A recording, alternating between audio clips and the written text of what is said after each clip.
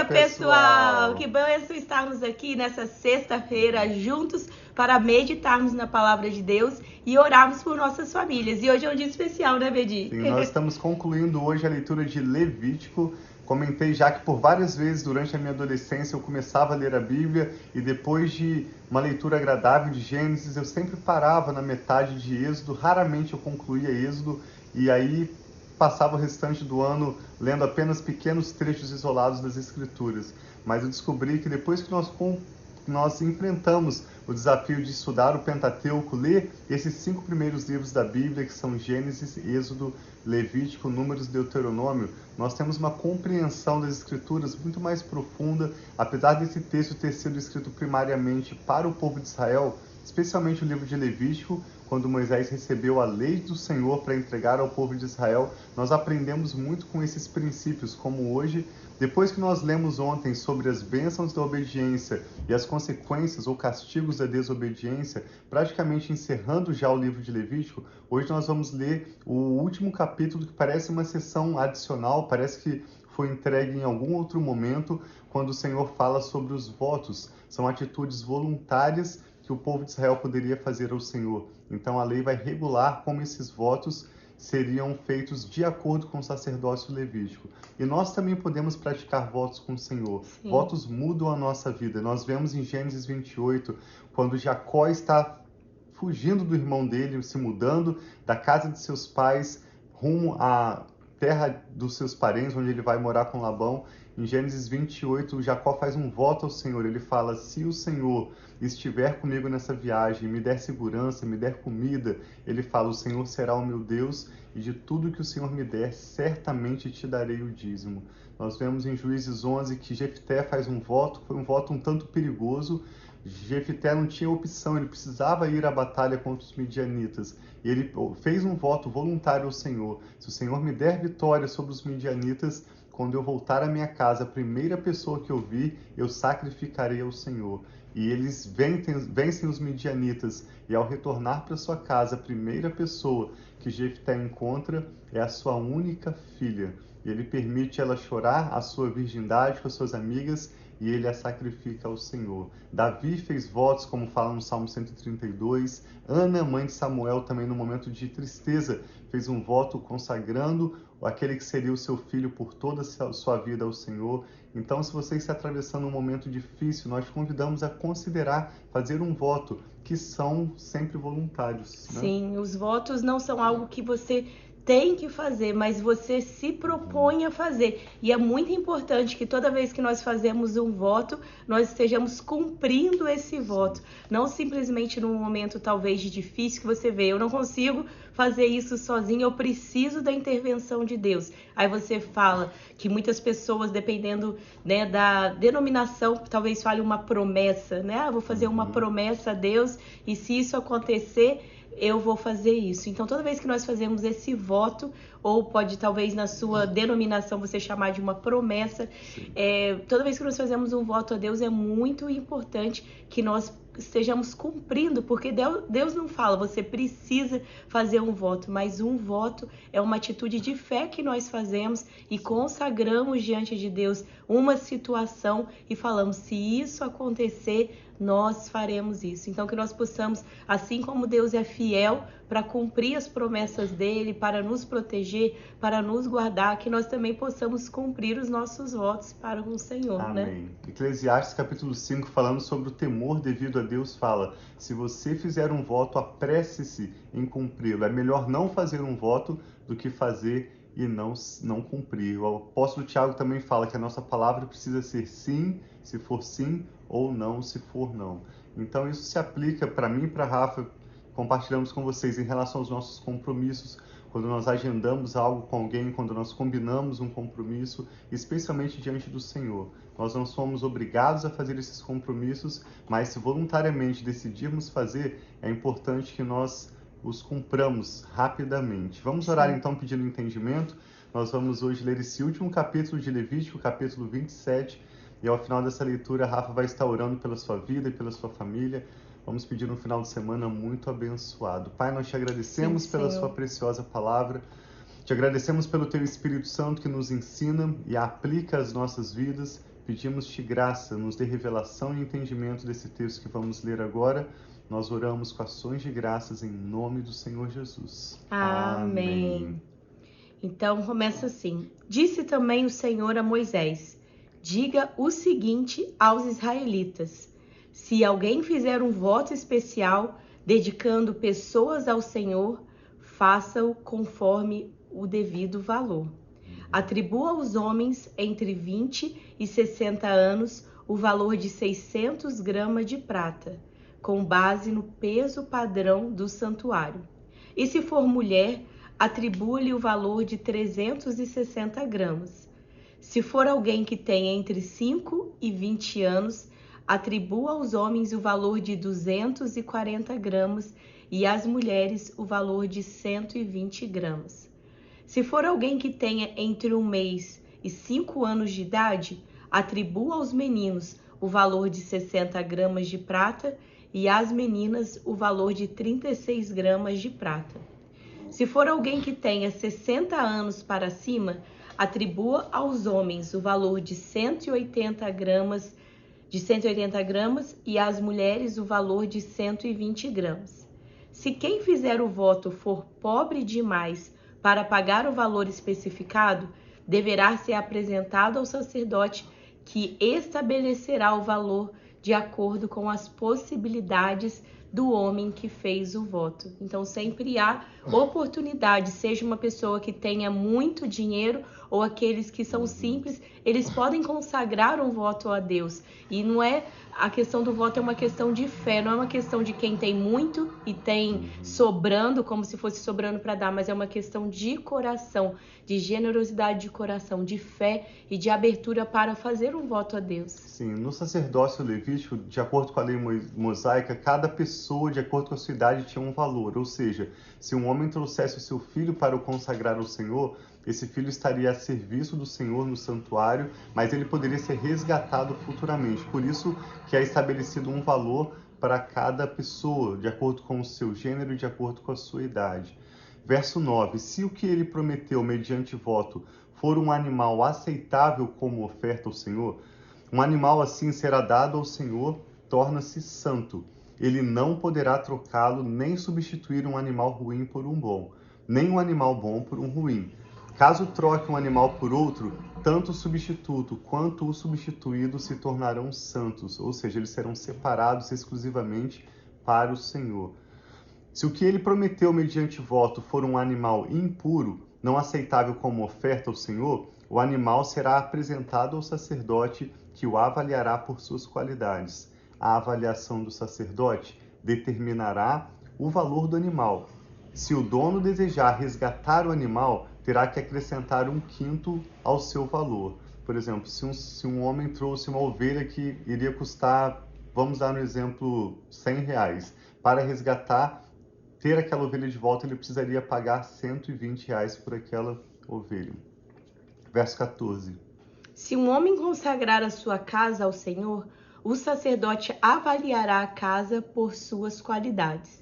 A avaliação do sacerdote determinará o valor da casa. Se o homem que consagrar a sua casa quiser resgatá-la, terá que acrescentar 1/5 ao seu valor, e a casa voltará a ser sua. Se um homem consagrar ao Senhor parte das terras da sua família, sua avaliação será de acordo com a semeadura: 600 gramas de prata para cada barril de cevada, de semente de cevada. Se consagrar a sua terra durante o ano do jubileu, o valor será integral. Lembra que durante o ano do jubileu, todas as terras voltam aos seus proprietários para os próximos 50 anos. Então o valor seria integral daquela terra. Mas se a consagrar depois do período do jubileu, o sacerdote calculará o valor de acordo com o número de anos que falta para o ano do jubileu seguinte, e o valor será reduzido. Se o homem que consagrar a sua terra desejar resgatá-la, terá que acrescentar 1/5 ao seu valor, e a terra voltará a ser sua. Mas se não a resgatar, ou se a tiver vendido, não poderá mais ser resgatada. Quando a terra for liberada no jubileu, será santa consagrada ao Senhor e se tornará propriedade dos sacerdotes. Se um homem consagrar ao Senhor terras que tenham comprado, terras que não fazem parte da propriedade da sua família, o sacerdote determinará o valor de acordo com o tempo que falta para o ano do jubileu. O homem pagará o valor no mesmo dia, consagrando ao Senhor. No ano do jubileu, as terras serão devolvidas àqueles de quem ele as comprou. Todos os valores serão calculados com base no peso padrão do santuário, que são 12 gramas. Ninguém poderá consagrar a primeira cria de um animal. Olha que interessante, tanto as primeiras crias como o dízimo, nós já lemos, eles pertencem ao Senhor. Então não se pode ofertar, não se pode doar algo que não pertence a si próprio, porque já pertence ao Senhor. Verso 26, ninguém poderá consagrar a primeira cria de um animal, pois já pertence ao Senhor. Seja a cria de vaca, seja de cabra, seja de ovelha, pertence ao Senhor. Mas se for a cria de um animal impuro, poderá resgatá-la pelo valor estabelecido, acrescentando 1/5 a esse valor. Se não for resgatada, será vendida pelo valor estabelecido. Todavia, nada que um homem possua e consagre ao Senhor, seja homem, seja animal, seja terra de sua propriedade, poderá ser vendido ou resgatado. Todas as coisas assim consagradas são santíssimas ao Senhor.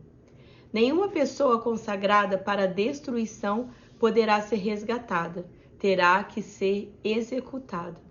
Todos os dízimos da terra, seja dos cereais, seja das frutas. Lembre que naquela época as pessoas não trabalhavam para receber um valor monetário em retorno. Eles trabalhavam e eles colhiam dos frutos, dos vegetais, eles cuidavam de rebanhos, esses rebanhos multiplicavam, tinham cria. Esses eram os pagamentos.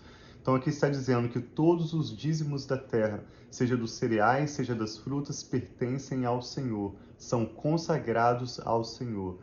Se um homem desejar resgatar parte do seu dízimo, terá que acrescentar 1/5 ao seu valor. Imagine essa pessoa trazendo uma porção de trigo que ele gostaria de utilizar para algum propósito. Se aquele trigo custa um determinado valor, ele poderia ficar com o trigo, com o material em si, mas ele entregaria em dinheiro ou em prata ao sacerdote o valor daquele trigo acrescentado de 20%, ou 1/5.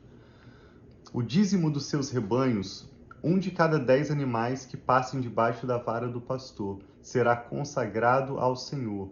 O dono não poderá retirar os bons dentre os ruins, nem fazer qualquer troca. Se fizer alguma troca, tanto o animal quanto o substituto se tornarão consagrados ao Senhor e não poderão ser resgatados. São esses os mandamentos que o Senhor ordenou a Moisés no Monte Sinai para os israelitas. Então assim nós encerramos essa leitura lembrando que essa é uma lei dada a Moisés para os israelitas, mas nós aprendemos princípios para o nosso próprio relacionamento com Deus.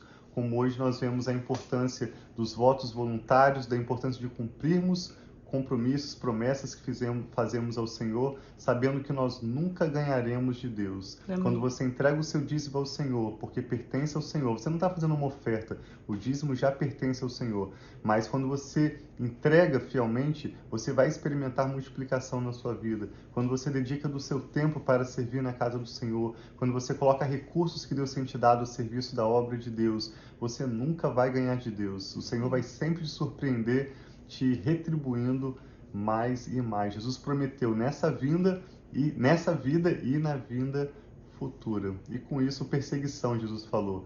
O reino de Deus sempre inclui resistência quando nós estamos nessa terra, mas não há opção melhor do que dedicarmos a nossa família, Amém. nosso tempo, os recursos que Deus tem nos dado para servir o Senhor, e nós nunca ganharemos de Deus. Ele sempre nos surpreende com a sua generosidade, com o seu amor e com o seu cuidado em cada detalhe, né? Sim, e nós amamos e sabendo que sempre nossa vida, ou nós vamos estar consagrados a Deus e servindo a Deus, ou nós vamos estar servindo outra coisa, e muitas vezes o mal, né? O dinheiro, outras coisas na sua vida. Então, que nós possamos escolher a cada dia servir a Deus, consagrar a nossa vida a Ele e saber que Ele é aquele que cuida de nós todos os dias. Então, parabéns para todos vocês que terminaram o livro de Levítico conosco. Não sei se é a sua primeira vez lendo completamente o livro diariamente, como nós fizemos aqui, mas independente, se você já leu muitas outras vezes, foi um prazer para nós relermos Levítico com vocês, refletirmos e vermos aquilo que Deus tinha para nós. Então vamos orar, consagrando esse final de semana, nossa família e entregando mais esse livro a Deus, né? Quantos livros durante esses 2 anos que nós estamos aqui juntos lendo a Bíblia, quantos livros nós já lemos juntos e mais um Levítico para nós estarmos aprendendo mais de Deus juntos aqui durante essa meditação, né, diária nossa. Pai, muito obrigada, é com gratidão que nós já chegamos a Ti, Pai, para Te agradecer pelo Teu amor, pela Tua fidelidade, por quem o Senhor é. E eu Te agradeço, Pai, por todas as famílias que têm se unido a nós para conhecer mais o Senhor através da Tua palavra, para refletir, para conhecer aquilo que está no coração do Senhor.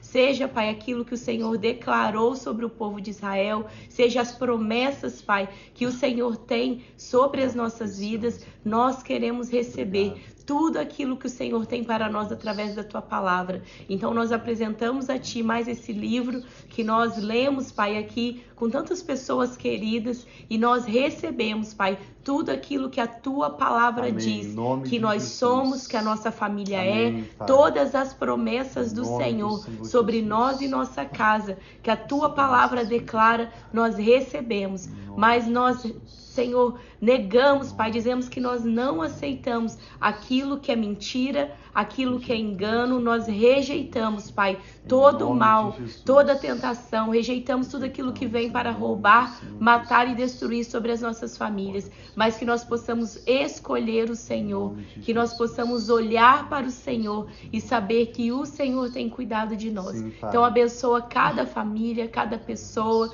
O Senhor sabe a necessidade de cada um. E eu oro, Pai, em concordância com cada um dos pedidos de oração que têm sido feitos aqui, Pai, diariamente. Pessoas que enviam seus pedidos ou que têm orado em seus lares aqui conosco. Receba, Pai, cada um dos nossos pedidos de oração. Receba, Pai, os nossos filhos. Recebam, Pai, aqueles que têm orado por netos, bisnetos, ou aqueles até mesmo que têm orado para vir os seus netos. Nós pedimos, Pai, abençoa com a bênção, Pai, de gerar filhos. Abençoa, Pai, que os nossos filhos que já são nascidos, eles sejam, Senhor, prósperos, bem-sucedidos e tementes ao Senhor. E abençoa as nossas famílias, os nossos casamentos, todos os relacionamentos familiares, Pai. Nós pedimos a Tua bênção e proteção. E abençoa, Pai, a nossa próxima leitura. Que o Senhor esteja conosco também, trazendo revelação e paz. Em nome de Jesus. Amém. Deus abençoe muito sua vida. Tenha um Shabbat Shalom, um final de semana muito abençoado. E nesse domingo nós vamos iniciar a leitura de Números. Números é um livro, 4º livro do Pentateuco, que vai mostrar a contagem das tribos de Israel, seus exércitos, mas também traz várias histórias que o povo atravessou durante a caminhada para a Terra Prometida, que nos ensinam sobre o nosso relacionamento com Deus. Algumas histórias bem interessantes, algumas que estão registradas exclusivamente no livro de Números. Então nós convidamos a se planejar. A partir desse domingo nós vamos estar lendo um capítulo aproximadamente por dia do livro de Números e vamos continuar aprendendo essa palavra sobre a qual o salmista escreveu. É lâmpada para os nossos pés, luz para o nosso caminho. Amém. O salmista diz no Salmo 119, eu escondi a sua palavra no meu coração para não pecar contra o Senhor. Não havia salmos compilados, os evangelhos, é lógico, não estavam escritos. O salmista estava falando do Pentateuco. Era a única porção das escrituras que eles tinham disponível para eles naquela época. Tão preciosa e rica a palavra de Deus. Deus os abençoe muito e nós amamos vocês. Um ótimo final de semana.